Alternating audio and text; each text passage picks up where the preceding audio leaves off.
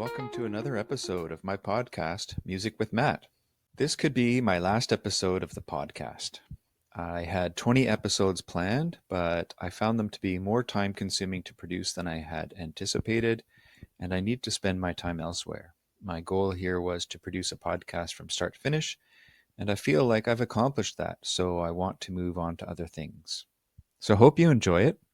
As you may know from previous episodes, not too long ago I finished my downstairs renovations and finally pulled out my late stepdad's record collection from the garage. As I'm unpacking and cataloging the albums, I'm also listening to each one twice and looking each one up on Wiki for the context and history of the album and the artist, as well as looking at the sleeve and any inserts that might be in the album. I did not expect to find out so many interesting things about the album or artists, or that my appreciation of music would be so influenced by this activity. So I thought I'd create this podcast and call the first season Al's LPs.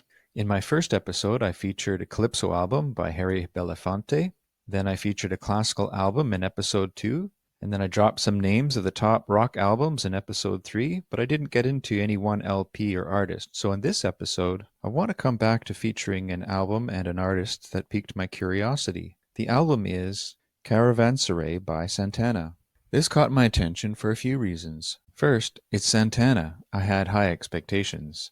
As mentioned in my last episode, Santana's debut album is in my top 5 of Al's collection. It has the kind of hits that are played on classic rock stations that I used to listen to as a youth. Caravanserai, or Caravanserai, is a good album, easy listening, but it's more jazz fusion and doesn't have any hits. So my high expectations caused a bit of a letdown for me as I was listening to the album. This letdown led me to remember another Santana so-called letdown of mine. And this is another reason why Santana has an additional meaning to me. When I visited Al in the hospital after his first heart attack, he suffered 2 heart events. The first he recovered from, and a year later, the second one was fatal. But after the first event, I asked him how he kept his spirits up in the hospital, and he said that listening to music was one of the things that he enjoyed, and he mentioned a few of the albums.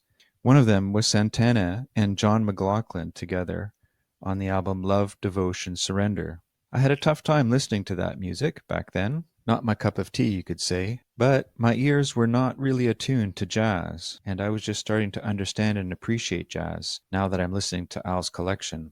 Then, the third thing that caught my attention and that inspired me to do an episode on it was that I opened the sleeve. It's a gatefold sleeve, meaning it opens like a book. And on the inside cover is a track listing with the musicians, contributors, etc. And at the bottom is a copyright for the Self-Realization Fellowship.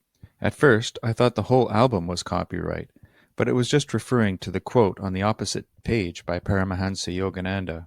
Nonetheless, here's a piece of information I didn't know about. What was the connection to SRF, or the Self-Realization Fellowship? I wanted to know more.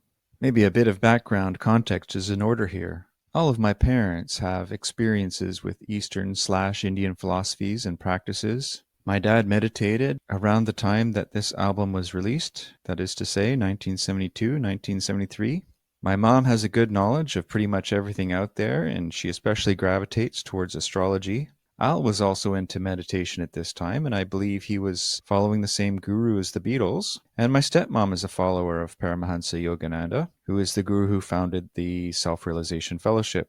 With that background, you can see why my interest peaked when I saw the quote. So I asked myself, what's the deal here? It turns out that Carlos Santana was also into meditation at that time.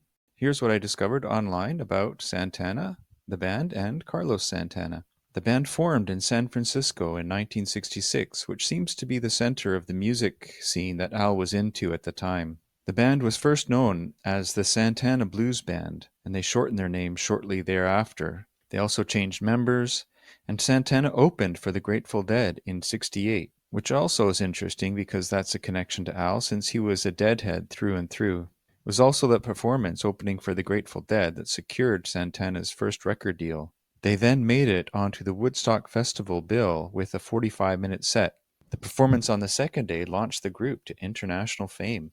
I didn't know about it before, but the big hits of the early days were cover songs, played with the Santana sound. Evil Ways, for example, was written by Clarence "Sonny" Henry and originally recorded by jazz percussionist Willie Bobo on his 1967 album Bobo Motion. I'd never heard of them, so I listened to the album.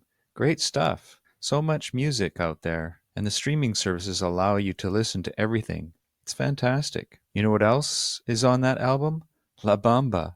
I just watched that movie the other day and found out that Carlos Santana did the score for that movie. Santana's debut album, which is an Al's collection, and I mentioned it on the last episode, came out in 1969. The second album, Abraxas, was released in 1970 and was full of hits too. Then Santana 3 was released in 1971 and reached number 1 in the Billboard Top 200. Then they changed band members and also the musical direction. It's also around this time that Carlos Santana was increasingly influenced by the music of Miles Davis and John Coltrane and Joe Zawinul.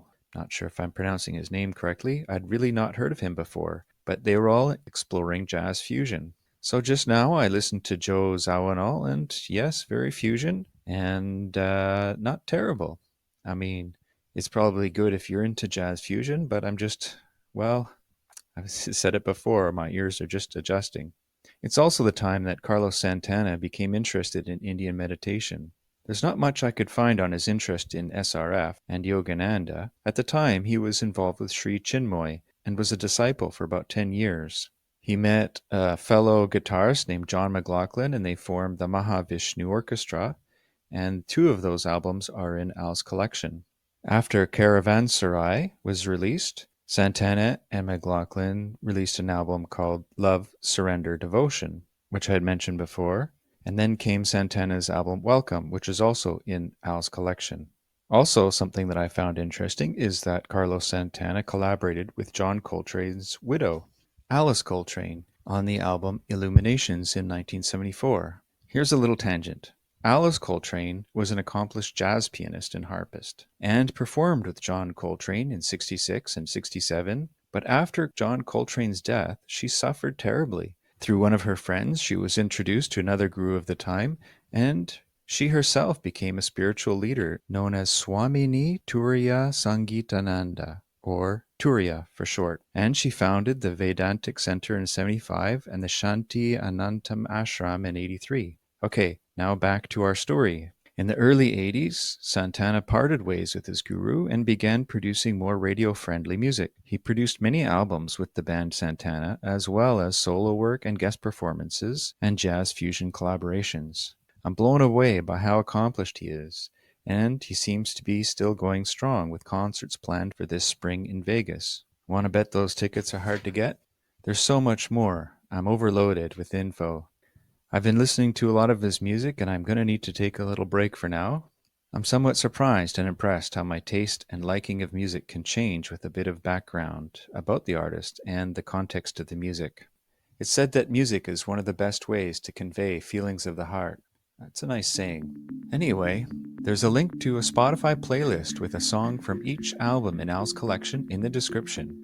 Unlike the other episodes, there's no Botscast edition of this episode. Well, that's it for this week, and maybe for this podcast. Bye for now.